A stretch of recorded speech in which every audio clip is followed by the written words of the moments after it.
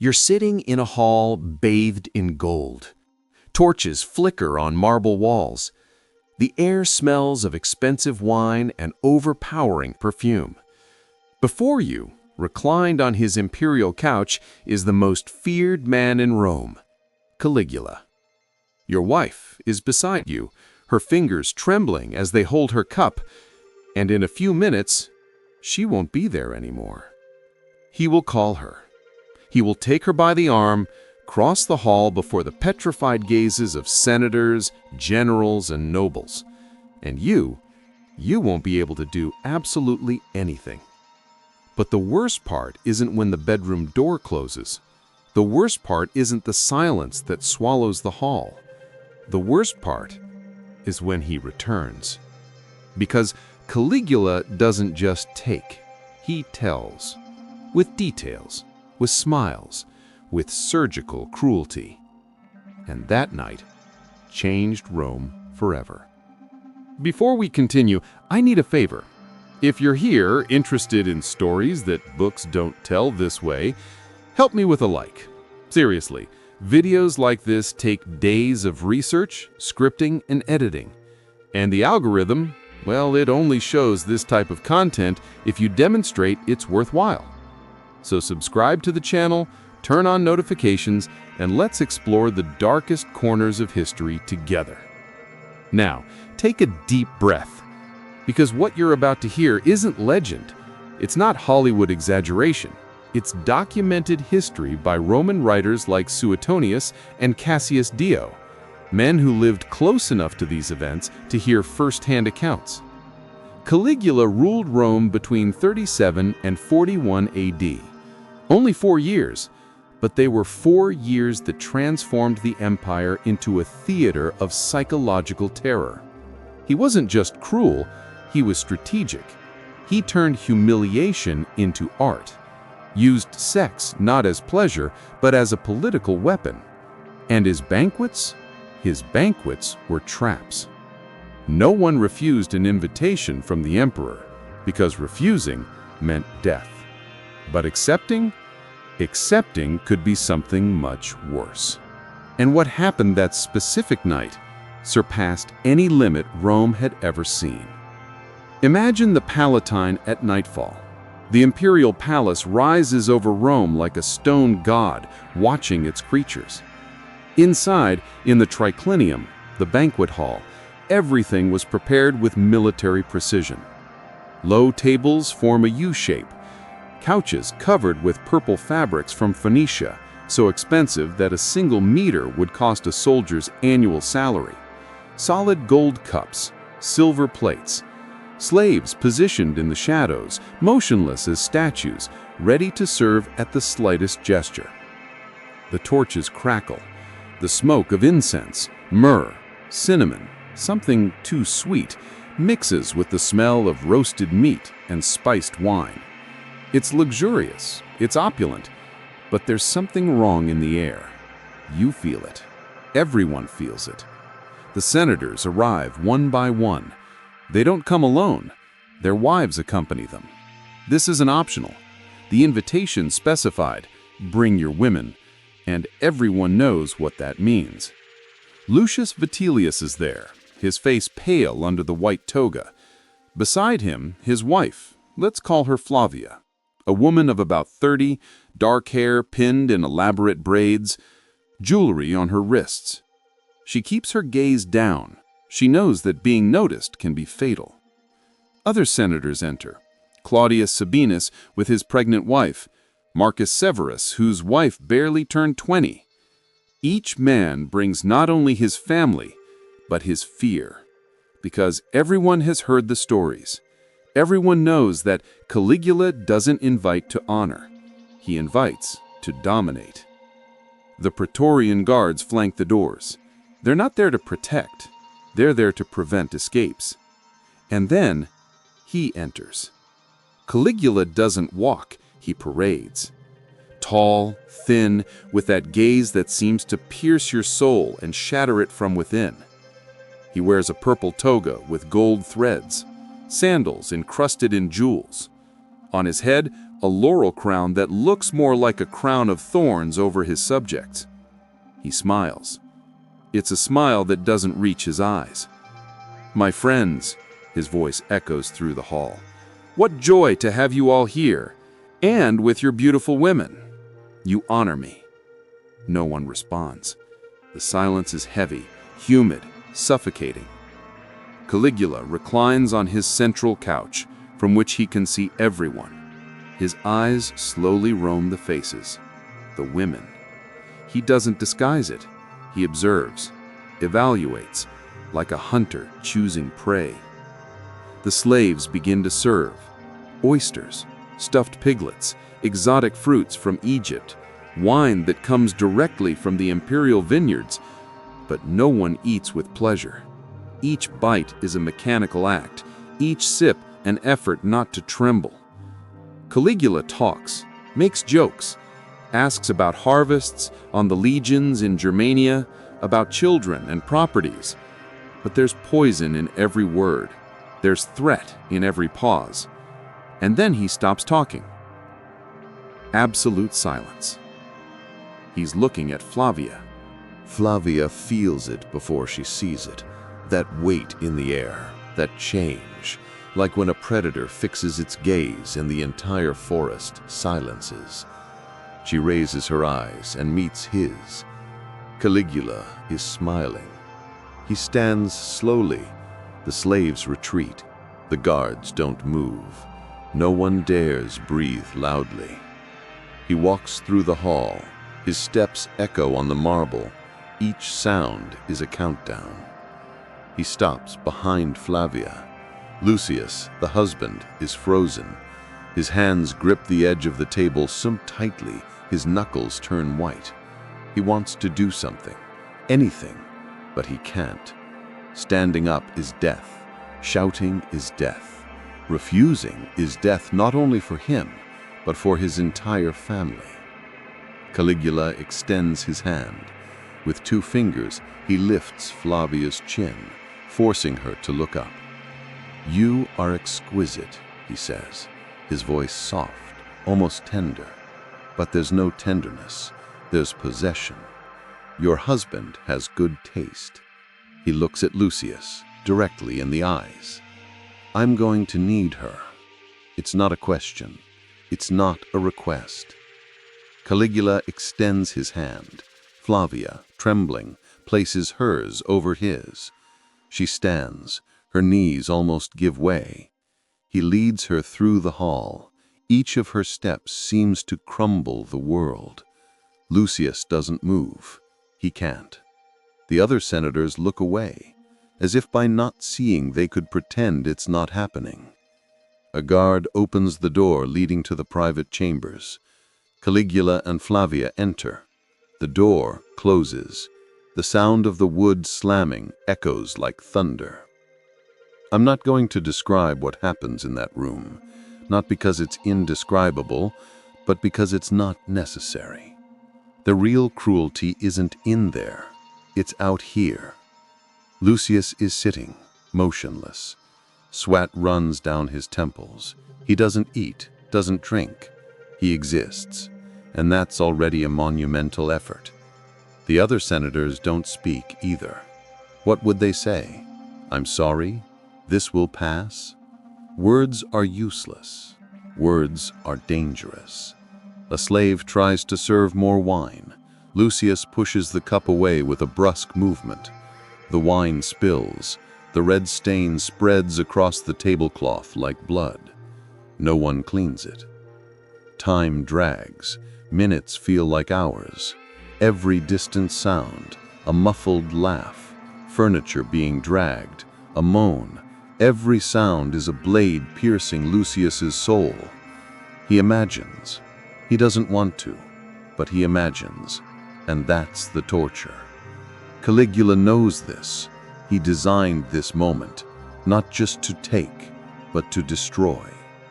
Claudius Sabinus, another senator, lightly touches his own wife's arm, as if fearing she too will be taken. She trembles, not just for Flavia, but because she knows it could be her. It might be her next time. And then the door opens. Caligula enters first, alone. He's smiling. There's no dishevelment in his clothes. There's no hurry. He moves with the calm of someone who just took a stroll in the gardens. Flavia enters seconds later. Her eyes are red. Her hair, previously perfectly arranged, is loose in some places. She doesn't look at anyone, especially not at Lucius. She sits, hands in her lap, head down. Caligula returns to his couch. He picks up a cup of wine, drinks slowly, savoring, not just the wine. "Lucius," he says, almost singing the name. Lucius raises his eyes. They're empty. "Your wife," he pauses, theatrical, deliberate, "is delightful." Silence. "Truly delightful. You must be proud." Lucius doesn't respond. He can't. His throat is closed. Caligula smiles more, and then he begins. "You know, she has a birthmark," he says casually, like someone commenting on the weather. "Right here." He points to his own thigh. "Tiny, in the shape of a crescent moon." Lucius closes his eyes. "And when she gets nervous, she bites her lower lip. Like this." He demonstrates. Adorable, isn't it? The other senators are paralyzed, witnesses, involuntary accomplices to a public torture. "I expected more resistance," Caligula says, now looking directly at Lucius. "But she was surprisingly cooperative." Flavia sobs, a small sound, muffled, but everyone hears it. "Of course," Caligula adds, still smiling, "perhaps she just knew what was best for everyone. Intelligent. You chose well, Lucius." He leans back, satisfied. He doesn't need to say anything more. The humiliation is complete. Not just of Flavia, not just of Lucius, but of everyone there. Because now everyone knows none of them are safe. No wife, no daughter, no family. Caligula can take whatever he wants, whenever he wants, and still force them to smile and be grateful. But why? Why would an emperor do this? Pleasure? No. Caligula had lovers. He had access to anyone in Rome. If you wanted sex, he didn't need theater. This wasn't about desire, it was about power. Understand, Rome was a republic that had become an empire. The Senate still existed, still had influence, wealth, connections. These men, these senators, came from old, powerful families. Families that, in theory, could challenge the emperor. Caligula knew this, and he needed to break these families, not by killing, that would create martyrs, but by humiliating, reducing, turning powerful men into impotent spectators of their own degradation. When you force a man to watch while you take his wife, when you compel him to remain seated, smiling, grateful, you're not just violating the wife, you're crushing his soul. And when you do this publicly, in front of other senators, you sent a crystal clear message. I can do this to any of you, at any time, and you will let me. It was psychological terror, domination warfare. Each banquet was a battlefield where Caligula won without drawing a sword. He turned intimacy into a weapon, sexuality into an instrument of control. And the shame, the deep humiliation these families carried afterward, that prevented them from conspiring, because broken men don't rebel, they just survive. But Caligula made a mistake. He underestimated something fundamental about human nature, that fear, when it reaches a certain point, doesn't paralyze, it ignites. In the following months, Rome changed. In the streets, Caligula's name was whispered with hatred. In private chambers, senators cried with rage. Their wives, traumatized, could barely sleep. Some were never the same. Some marriages fell apart, not because of betrayal, but because of the destruction Caligula left in his wake. Lucius Vitellius never looked at Flavia the same way again, not because he blamed her, but because what Caligula had done created a wound that no time would heal. He saw her and also saw his own impotence, his own weakness before the emperor. And that, Caligula had calculated. But he didn't count on something else, the silent union of the destroyed. Because when you humiliate one man, he may break. But when you humiliate an entire class, repeatedly, publicly, you create an army of enemies. And Rome was full of them. Senators began meeting in secret, not openly, not with grand speeches, but in whispers, in glances, in tacit agreements. He needs to fall. It was no longer a question of if, it was when. Officers of the Praetorian Guard also began to murmur, because many of them had families, sisters, wives, daughters, and they knew Caligula respected nothing. Not status, not loyalty, not even the soldiers who protected him. Cassius Chaerea, a tribune of the guard, had been the target of Caligula's jokes. The emperor called him little woman, mocked his voice, humiliated him publicly. Chaerea was a decorated soldier. He had fought in bloody campaigns, and now he was treated like a buffoon. Resentment grew, fed by each banquet, each humiliation, each abuse.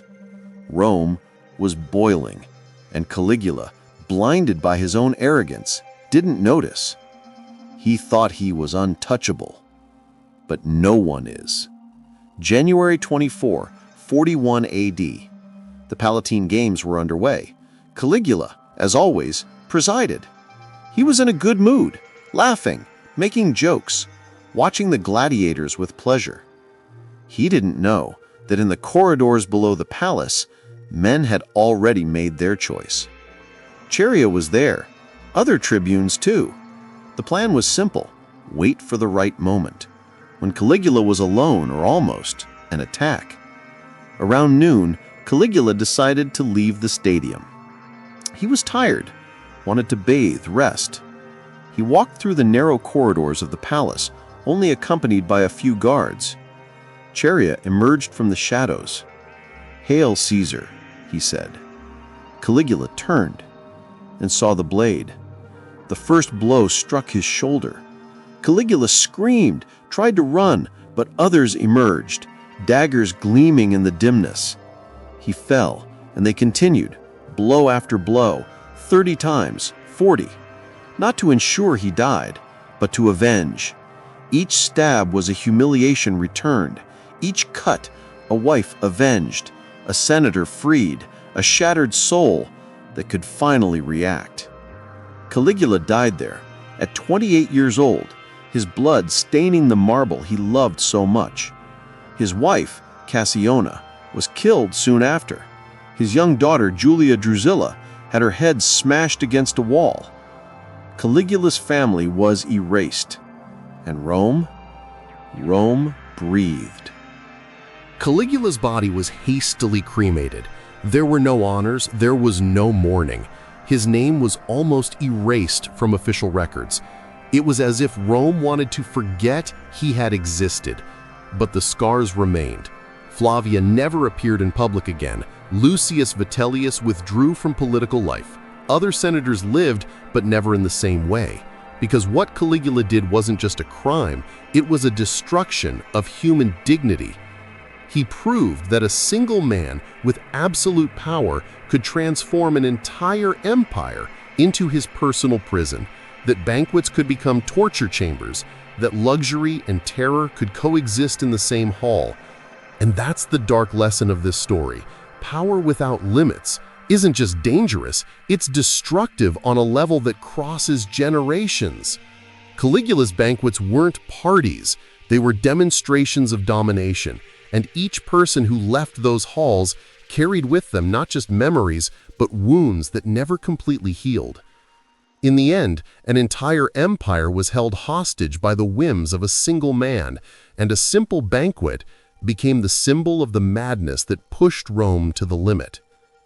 If you made it this far, thank you. Seriously, this video took days of research and scripting, and I want to keep bringing stories like this. True, deep stories that move you. So help me, leave your like, subscribe to the channel, and especially comment. What other dark story from history would you like to see here? Is there any emperor, any event, any historical secret that fascinates you? Write it down below. I read all the comments. And if you want more content like this, turn on notifications, because YouTube only shows videos like this to those who really care. See you in the next story, and believe me, Rome still has many secrets to tell.